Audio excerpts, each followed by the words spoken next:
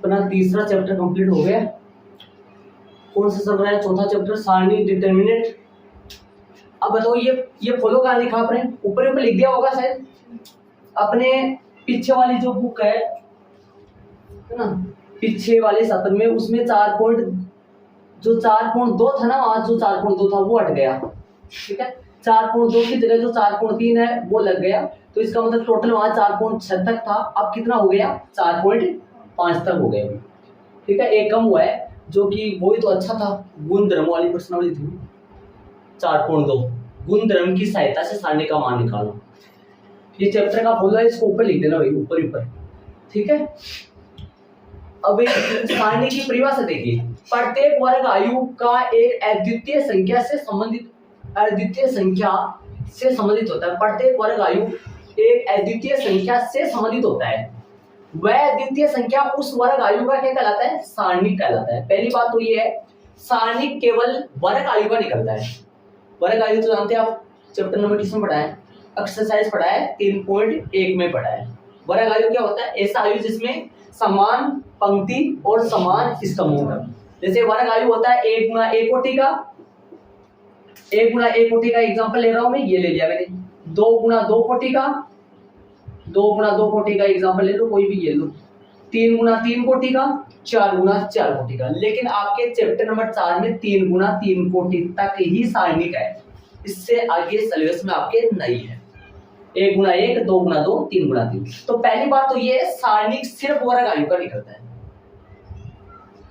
सारणिक सिर्फ किनका निकलता है? वर्ग आयु को निकलता है। वर्ग आयु वो होता है जिनमें पंक्तियां और स्तंभ कैसे होने चाहिए? समान। तो कोटियां कैसे होगी? 1 गुणा 1 या 2 गुणा 2 या फिर 3 गुणा 3।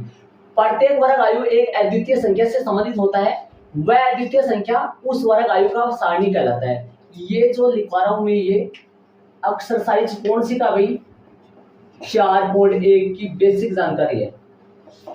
ठीक है, पूरे का नहीं है, सिर्फ 4.1 का। अभी एग्जांपल भी करा दूंगा मैं इसमें, इतना ही है। देखिए, यदि ए एक 2 कोटि का वर्ग आयु है, 2 कोटि का मान लो, 1 कोटि का, 2 कोटि का मतलब क्या हुआ भाई? कोटि कितनी होगी? 2 गुना 2। 1 कोटि का मतलब क्या होगा? कोटि कितना होगा? 1 गुना 1। 3 कोटि का मतलब 3 गुना 3। तब एक का सारणिक, या तो बोलो एक का सारणिक, या बोलो डिटर्मिनेंट ऑफ ए, या बोलो जो आपका मापांक का साइन होता है ना, मापांक का साइन 2 लाइन वैसा लाइन लगा के अंदर के से व्यक्त करते हैं। कितने नाम हो गए इसके? 3 साइन हो गए। या तो ए का सारणिक हिंदी में लिख दो, या डेट ऑफ ए लिख दो। डेट ऑफ ए का मतलब डेट मींस डिटर्मिनेंट किसका? ए। डिटर्मिनेंट ऑफ ए, या ए का सारणिक से व्यक्त करते हैं। ठीक है, मैं कोई एग्जांपल लेता हूं।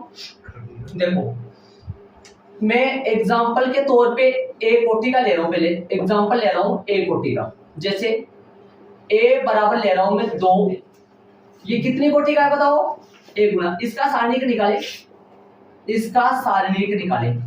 सारणिक निकालने के लिए इसके भी 2 के भी सारणिक का साइन लगा लो। ये लो, इसको क्या बोलते हो? कोष्ठक आ जाए तब तो क्या बोलते हो? मैट्रिक्स बोलते हो।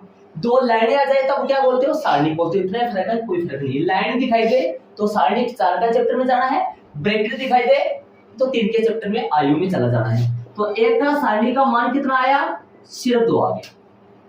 ठीक है, कितनी कोटि का एग्जांपल है ये? 1 गुना 1 कोटि। 2 गुना 2 देखो, 2 गुना 2 का एग्जांपल ले रहा हूं मैं। यदि ए ले रहा हूं मैं 2 3 1 4। ठीक है, अब ए का सारणिक निकाले जरा, डेट ऑफ ए निकाले, या इसको लिखे det of A. Determinant of A कैसे लिखेंगे? 2 3 1 4 ऐसे लिखेंगे। मतलब यदि ब्रैकेट दिखे, आयु है, 2 लाइनें मतलब मापांक का साइन दिखे, सारणी का है। इसका सारणी कैसे निकालेंगे? देखो, मुख्य विकर्ण को गुणा कर लो, मतलब 2 × 4 माइनस 1 इंटू या 3 इंटू लगा दो, चाहे 3 गुना कर दो, 3 गुणा 1 कर दो, या भी गुणा लगा सकते हो, कोई दिक्कत नहीं। पहले मुख्य विकर्ण को गुणा करना है, माइनस सूत्र से आता है, फिर दूसरे विकर्ण को गुणा करना। कितने हो गए? 8 माइनस 3 कितना हो गया? सारणी का मान 5। इसे सारणी का मान हो गया 5। तो बताओ, ये जो आयु है इसका ये आयु कौन सी संख्या से संबंधित है? 5 से संबंधित है। इसका मतलब 5 इस आयु का क्या कहलाता है? सारणिक। प्रत्येक वर्ग आयु एक अद्वितीय संख्या से संबंधित होता है। ये वर्ग आयु इस 5 से संबंधित है, वह अद्वितीय संख्या उस वर्ग आयु का क्या कहलाता है? सारणिक कहलाता है। तो बताओ एक का सारणिक कितना हुआ? 5। 3 कोटि का मैं अलग से बताऊंगा, ये भी अलग से बताऊंगा, ये भी अलग से बताऊंगा। दोबारा ये एग्जांपल के तौर पे मैंने लिया है, 3 कोटि का एग्जांपल नहीं ले सकता, बड़ा है थोड़ा सा प्रोसेस उसका। तो ये 1 कोटि का समझा है, ये 2 कोटि का समझा है। 2 कोटि का फिर से देख लो जरा। मुख्य विकिरण को गुणा करना है, माइनस सूत्र से आएगा, फिर दूसरे विकिरण को गुणा करना है। यदि इनके साथ में माइनस चले तो वो तो अलग चलेंगे, ये माइनस तो सूत्र से आएगा, ऐसे समझो। माइनस करोगे 5, ये 5 क्या आया? इस ए आयु का सारणिक आया। ए आयु का सारणिक कितना आया? 5 आया। बोलो ये आयु किससे संबंधित है? 5 से संबंधित है। ठीक है, यहां तक ऐड कर लो। इसके बाद में मैं इंपोर्ट आ रहा हूं, यहाँ पर इसको फलन के रूप में प्रदर्शित कर रहा हूँ, है ना। फलन क्या होता है, थोड़ा 11वीं क्लास पढ़ा होगा फलन के बारे में, वहां से समझ आ जाएगा आपके। तो ये ऐड कर लो यहाँ तक, ये 18 में इसको ऐड कर लो इस बेसिक के ऊपर। यदि जगह नहीं है तो उस तरफ भी ऐड कर सकते हो। चले ये दोनों ऐड कर लो। आयु के सारणिक फलन के रूप में, ठीक है। और यहाँ पे वो रह गया ना एक डेल, वो लिख लो यहाँ डेल। या कितने नाम हो गए? 4 नाम हो गए। एक ये वो लगा लो किस डेल क्या है? सारणिक ए का सारणिक, det A, det of A, डेल या ये वो लगा लो, बीच में से लगा लो या साइड में लगा लो, डेल वो लगा लो, इसको डेल जी डेल बोलते हैं इसको।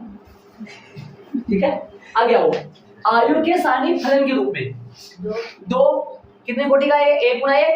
ये कितने कोटि का है? 2 गुणा 2। कितने कोटि का है? 2 गुणा 2। 2 गुणा 2। ऐसा ही क्यों ले रहा हूं मैं? क्योंकि सारणिक सिर्फ वर्ग आयु का संभव है। वर्ग आयु यदि नहीं होगा तो सारणिक नहीं निकाल पाता है। समझ रहे हो? इधर आओ, अब ध्यान से देखना। ऐसा क्यों मैं बताऊं आपको, वर्ग आयु का क्यों आगे पता चलेगा आपको। एक बार यहाँ इसका मान कितना होता है? 2। इसका मान कितना होता है जरा आप पता करो, ध्यान दो। इसका मान कितना होता है? इधर आओ, ऐसे निकालो।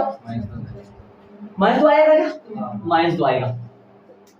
आगे वाले का कैसे? 5 दूनी 10, 10 - 12, 5 दूनी 10, माइनस प्लस, लेकिन ये माइनस तो रहेगा, तो कितना हो गया? -2। तो बताओ एक आयु एक अद्वितीय संख्या से संबंधित होता है, और वो अद्वितीय संख्या ही क्या कहलाता है? सारणिक। लेकिन ध्यान रखना, कोई भी एक आयु डबल अद्वितीय संख्या 2 से संबंधित नहीं होता है। मतलब फलन आपने समझा, 11वीं क्लास में फलन समझा था आपने। फलन क्या होता है? फलन ये होता है कि भाई किसी एक का एक जो है वो एक से संबंधित होता है। मतलब 2 सेम से संबंधित हो सकते हैं, लेकिन ऐसा नहीं होगा कि भाई एक आयु के 2 सारणिक आएंगे। एक आयु एक अद्वितीय संख्या से संबंधित होता है, ये दोनों एक से हो रहा है सेम। लेकिन ऐसा नहीं कि भाई एक आयु के 2 संख्या संबंधित होंगी, 2 नहीं होंगी, एक से संबंधित होगा। ये दोनों सेम से संबंधित हो रहा है। इसका मतलब ये क्या है? ये फलन है। इसको कैसे परिभाषित कर सकते हैं? फलन m जो है वो किस में परिभाषित हो रहा है? c में। c क्या है? काल्पनिक संख्या, समिश्र संख्या, जिसको क्या बोला जाता है? समिश्र संख्या क्या बोला जाता है? वास्तविक संख्या और काल्पनिक संख्या के संयोग से बनने वाली संख्या को समिश्र संख्या। आपके चैप्टर नंबर कौन सा था? 5 था 11वीं क्लास में वैसे। तो ये फलन के रूप में परिभाषित हो गया। मतलब ऐसे समझा जा सकता है इसको, आयु के सारणी को ऐसे समझा जा सकता है। तो बताओ कोई तीसरा एक आयु और भी हो सकता है, तीसरा भी हो सकता है जिसका मान कितना है? -2।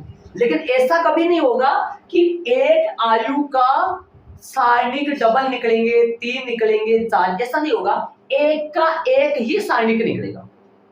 2 का 3 का 4 आयु का सारणिक सेम हो सकता है, ऐसा हो सकता है, लेकिन एक का तो एक से संबंधित होगा। तो मैंने तभी तो लिखा प्रत्येक वर्ग आयु एक अद्वितीय संख्या से क्या होता है? संबंधित होता है। वह अद्वितीय संख्या उस वर्ग आयु का सारणिक। बोलो इस वर्ग आयु का सारणिक कौन है? 2।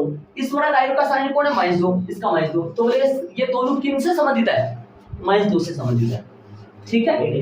अभी मैं आपको इसको थोड़ा सा कक्षा 10 से जोड़ूंगा ताकि ये सारणी क्यों चली है, क्या मतलब वहां पे भी काम में आती है क्या, वो चलो थोड़ा जोड़ूंगा।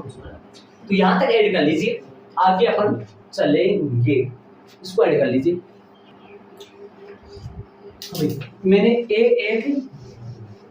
एक आयु लिया है, ये वाला सही है क्या, ये ए बराबर है, ध्यान देना स्मॉल ए 11 होता है, ये कौन होता है स्मॉल ए 12, ये स्मॉल ए 21, स्मॉल ए 22।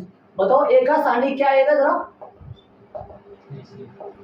बताओ, स्मॉल ए 11, स्मॉल ए 11, स्मॉल ए 22, सही है, माइनस स्मॉल ए 21 या 12 लिखोगे कोई बात नहीं, आगे मुझे लिख सकते हो 12 और 21, ठीक है। अब इधर आओ, यहाँ पर ध्यान दो, ये तो समझा हुआ आपको, ये पढ़ा होगा आपने छोटी क्लासों में, 10वीं क्लास में, इसी 2 चर वाले रेखीय समीकरण युग्म। अब यहाँ से सारणी के रूप में डाले, यदि ए एक आयु बनाऊं मैं, ए आयु इनसे बनाऊंगा A1 B1 A2 B2, ठीक है, और एक और बना देता हूं x जो चर से बना लूंगा स्मॉल x स्मॉल y, और एक b बना लूंगा जो अचर पद से बना लूंगा C1 और C2। तो यहां से मैं ऐसे लिख सकता हूं इसको, ax बराबर में b लिख सकता हूं, इसको इस तरीके से प्रदर्शित कर सकता हूं।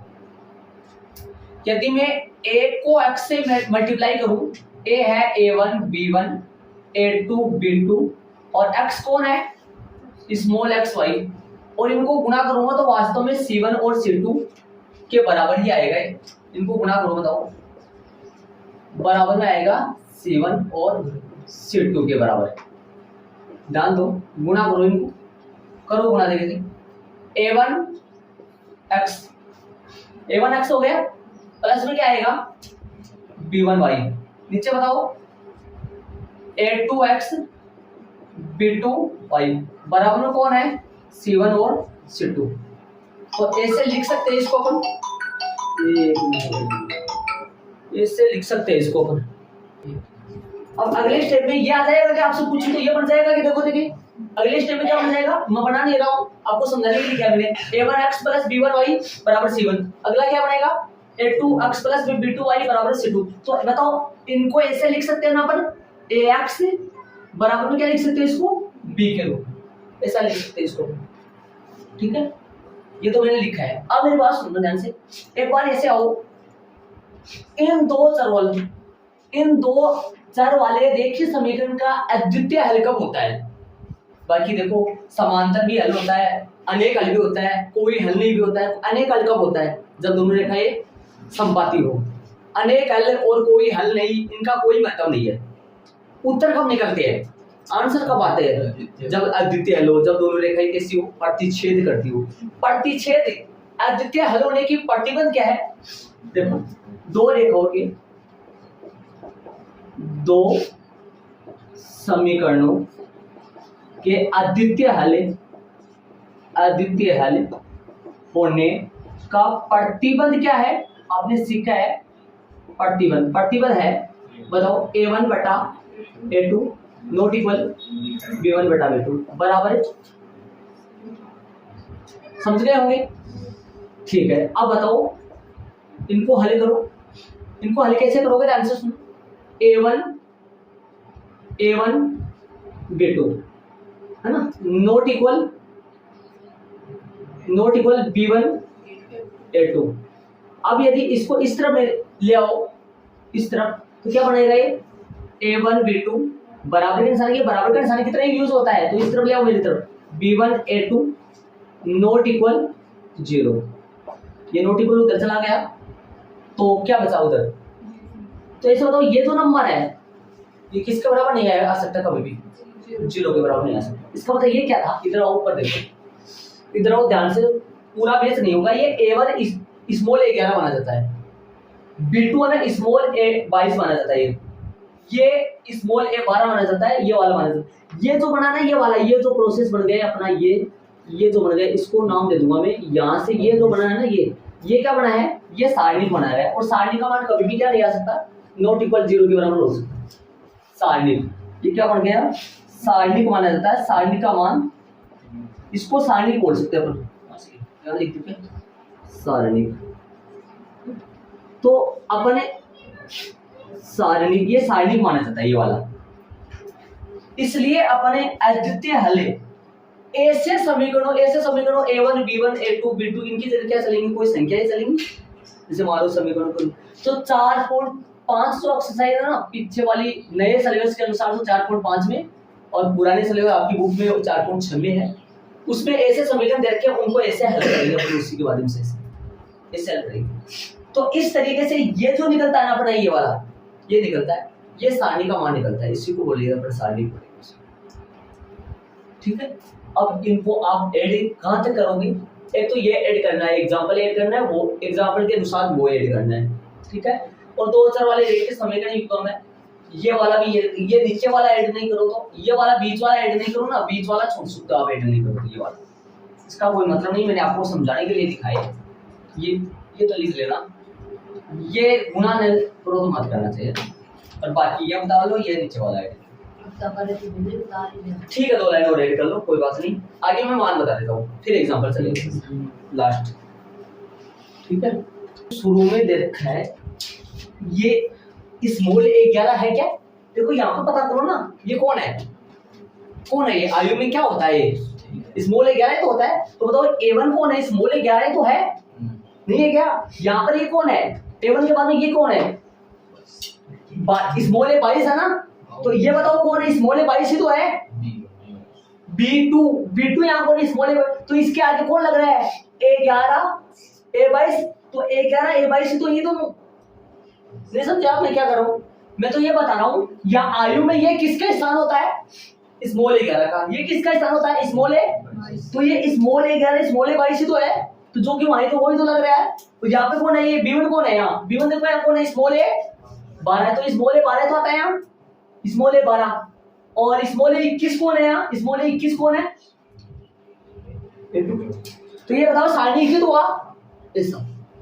ठीक है, अब मैं आपको ये बताऊंगा कि एक कोटि का सारणी का मान कैसे निकले, वो तो समझ में आ गया होगा शायद, 2 कोटि का भी समझ में आ गया होगा, तीनों एक एक बता दूंगा ना थोड़ा थोड़ा, फिर एग्जांपल चलेंगे लास्ट। ये ऐड कर लिया, ये अपना ना, ये जो है ना, ये सूत्र, ये फॉर्मूला लगेगा अपना 4.5 में, लेकिन यहाँ बताना पड़ा मेरे को, वहां पर वापस बताऊंगा मैं उसे। ठीक है, चलो ऊपर वाला ऐड कर लिया, तो अब लिखो सारणिक का मान, है ना, सारणिक ऐड डालो, सारणिक का क्या चलेगा, मान, सारणिक का मान। कितने प्रकार के सारणी चलती है आपके सिलेबस में, आपकी बुक में कितने प्रकार के सारणी का मान चलता है, 3 प्रकार की। पहले क्या लिखेंगे, एक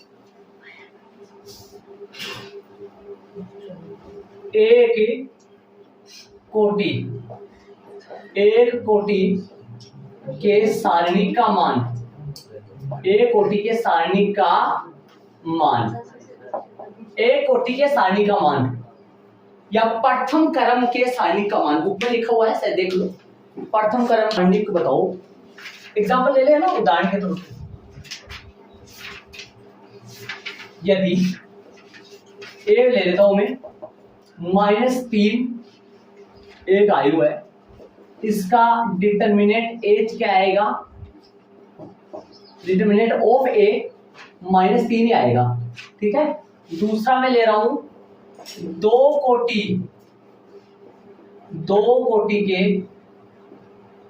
आयु का सारणिक, 2 कोटि के आयु का सारणिक, 2 कोटि का भी एक ही एग्जांपल ले लूंगा, है ना, 2 कोटि का एग्जांपल में ले लूं, यदि ए एक सारणिक है, ए एक आयु है, वो है -3 2 1 6, इसका सारणिक का मान निकालो, ए का सारणिक निकालो, कितना आएगा बताओ, ए का सारणिक -3 × 6 -2 × 1, कितना आएगा ए का सारणिक, -18 -2 माइनस के कितना हो गया 20।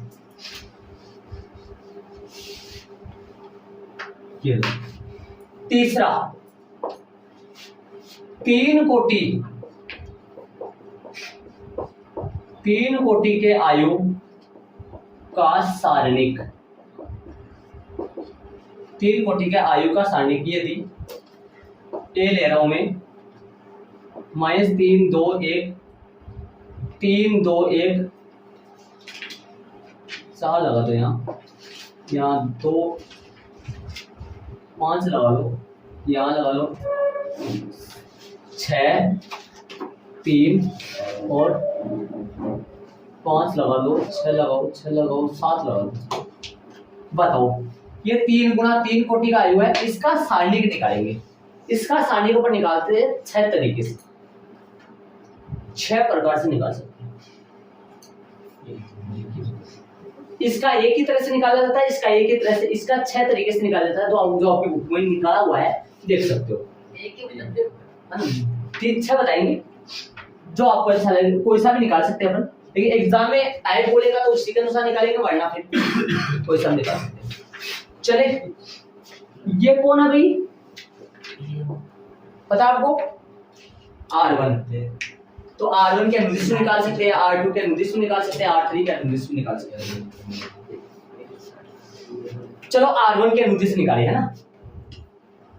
देखो 6 कौन सा प्रकार है, R1 के अनुदिश भी सारणी का मान निकाला जा सकता है, R2 के अनुदिश भी सारणी का मान निकाला जा सकता है, R3 के अनुदिश भी सारणी का मान निकाला जा सकता है।